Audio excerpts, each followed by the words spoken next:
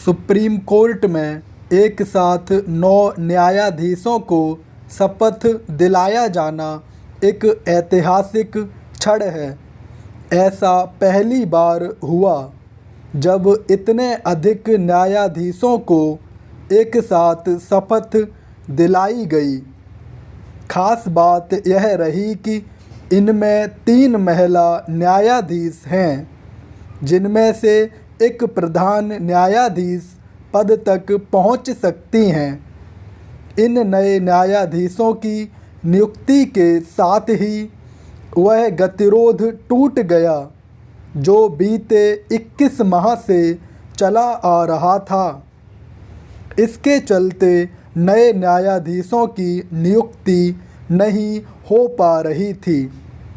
इस लंबे गतिरोध का कारण कुछ भी हो, न्यायाधीशों की नियुक्ति में अनावश्यक देरी ठीक नहीं। समझना कठिन है कि जब कॉलेजियम व्यवस्था के तहत न्यायाधीश ही न्यायाधीशों की नियुक्ति करते हैं, तब उनकी समय पर नियुक्ति क्यों नहीं हो पाती। सवाल यह भी है कि आखिर यह कॉलेजियम व्यवस्था कब तक अस्तित्व में बनी रहेगी। यह सवाल इसलिए सदैव सिर उठाए रहता है क्योंकि किसी लोकतांत्रिक देश में न्यायाधीश ही न्यायाधीशों की नियुक्ति नहीं करते।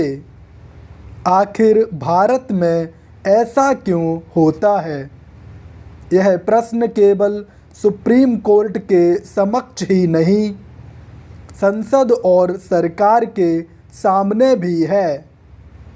यह सही है कि सुप्रीम कोर्ट ने संसद द्वारा पारित राष्ट्रीय न्यायिक नियुक्ति आयोग की स्थापना करने वाले संवैधानिक संशोधन को निरस्त कर दिया था, लेकिन इसका यह मतलब नहीं कि न्यायाधीशों द्वारा अपने साथियों को नियुक्त करने वाली कॉलेजियम व्यवस्था को संविधान सम्मत मान लिया जाए।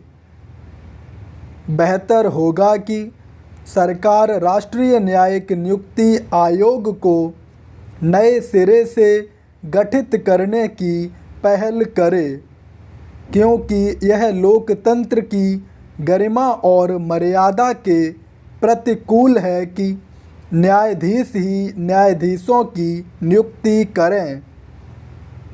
सरकार को न्यायिक सुधारों की दिशा में भी आगे बढ़ना चाहिए, क्योंकि वे लंबे अरसे से लंबित हैं।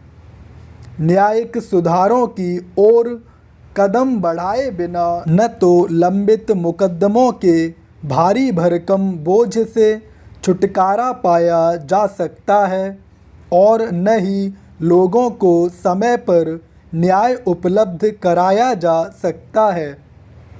इसका कोई औचित्य नहीं कि अन्य क्षेत्रों में तो सुधारों का सिलसिला आगे बढ़ता दिखे, लेकिन न्याय क्षेत्र में वह ठहरा हुआ नज़र आए। यदि यह समझा जा रहा है कि सुप्रीम कोर्ट और हाई कोर्ट में न्यायाधीशों के रिक्त पद भरने मात्र से अभीष्ट की पूर्ति हो जाएगी, तो यह सही नहीं। लोगों को समय पर न्याय सुलभ कराने के लिए और भी बहुत कुछ करने की ज़रूरत है। इस ज़रूरत की पूर्ति में खुद न्यायपालिका को भी सहायक बनना होगा। यह विचित्र है कि सुप्रीम कोर्ट के न्यायाधीशों की ओर से समय समय पर न्यायिक सुधारों की आवश्यकता को तो रेखांकित किया जाए, लेकिन उस दिशा में कोई ठोस पहल न की जाए।